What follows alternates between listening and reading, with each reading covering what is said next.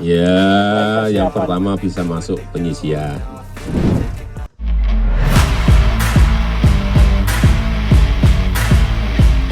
Erick Thohir jawab target tinggi Piala Dunia U17 dari Presiden. Timnas Indonesia U17 akan menjadi salah satu bagian dari tim yang akan bertanding di Piala Dunia U17. Mengetahui Timnas Indonesia U17 akan bermain, Presiden Joko Widodo memiliki ambisi tersendiri untuk skuad Garuda Asia, di mana Jokowi berharap Timnas Indonesia bisa mencapai final di Piala Dunia U17 nanti. Menanggapi hal tersebut, Ketua Umum PSSI Erick Thohir menyebut target itu cukup tinggi. Dirinya pun berharap bisa merealisasikan apa yang menjadi target dari Presiden RI tersebut. Maka dari itulah Erick Thohir mengatakan persiapan maksimal harus dilakukan. Saat ini sendiri kekuatan Timnas Indonesia U17 terus dicari dari berbagai cara. Erick Thohir bahkan menerapkan standar tinggi dalam seleksi pemain Timnas Indonesia U17 kali ini. Mengutip dari laman resmi PSSI pada Rabu 12 Juli, klasifikasi terbaik seperti mental, kemampuan otot, skill kognitif, disiplin, hingga postur tubuh. Tentu seleksi ini harus dilakukan secara seksama. Dalam hal ini, PSSI mengadakan program bernama Talenta Garuda, yakni untuk menjaring bakat-bakat pemain lokal.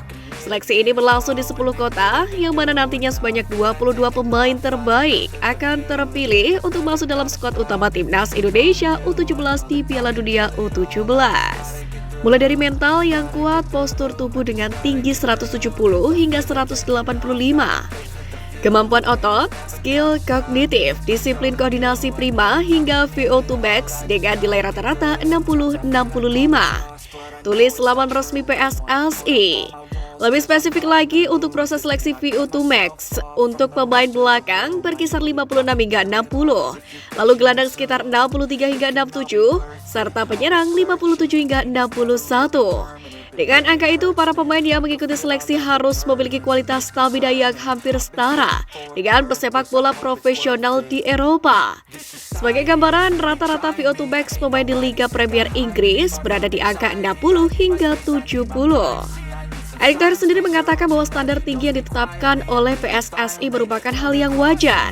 Pasalnya, ini merupakan kali pertama Timnas Indonesia U17 akan berlaga di kompetisi level internasional. AFC anak emaskan Thailand.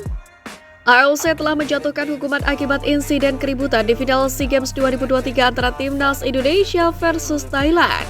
AOC sebelumnya melakukan penyelidikan terkait kericuan tersebut, dan setelah Komite Etik dan Disiplin Badan tersebut melakukan pertemuan pada 11 Juli kemarin, didapat keputusan untuk menjatuhkan hukuman kepada pihak-pihak yang terlibat, di mana sebanyak 3 pemain Timnas Indonesia U22 dijatuhi hukuman oleh Konfederasi Sepak Bola Asia atau AFC akibat insiden ini. Adalah Titan Agung Bagus, Komang Teguh Trisnanda, dan Muhammad Taufani Muslihudin. Titan Agung dan Komang Teguh dinyatakan melanggar kode disiplin dan etik AFC pasal 47, sehingga dihukum pelanggaran bermain sebanyak 6 pertandingan, serta denda sebesar $1.000 atau Rp49.650. Selain ketiga pemain itu, AFC juga menjatuhkan hukuman kepada beberapa official Timnas Indonesia. Para official tersebut adalah Tegar Diokta Andias, yakni sekretaris tim, Sahari Gultom pelatih kiper, Ahmad Nizar Caisarandur, dokter tim, dan Mohandi Toit Sarnat. Untuk Tegar dan Sahari Gultom dihukum tidak dapat mendampingi tim sebanyak 6 pertandingan serta denda $1.000. Sedangkan Ahmad Nizar dan Mohandi Toit diskors 6 pertandingan tanpa dijatuhi denda. Namun seolah tak adil, sementara hanya 1 pemain dari tim Gajah Perang. Sebab AFC hanya menghukum Sopawit Rakyat yang diskors 6 pertandingan dan didenda $1.000. Padahal dari tayangan ulang pertandingan sebenarnya masih ada beberapa pemain Thailand yang juga terlibat keributan. Namun nampaknya AFC kurang jeli dalam membuat keputusan terkait hukuman ini. Diperkuat 3 pemain keturunan, agenda tersembunyi Sintayong di Piala AFF U23. Timnas Indonesia U23 diprediksi akan semakin sangar di Piala AFF U23 2023 ini. Sebab selain diisi oleh skuad juara SEA Games 2023, skuad Garuda juga berpotensi diperkuat 3 pemain keturunan.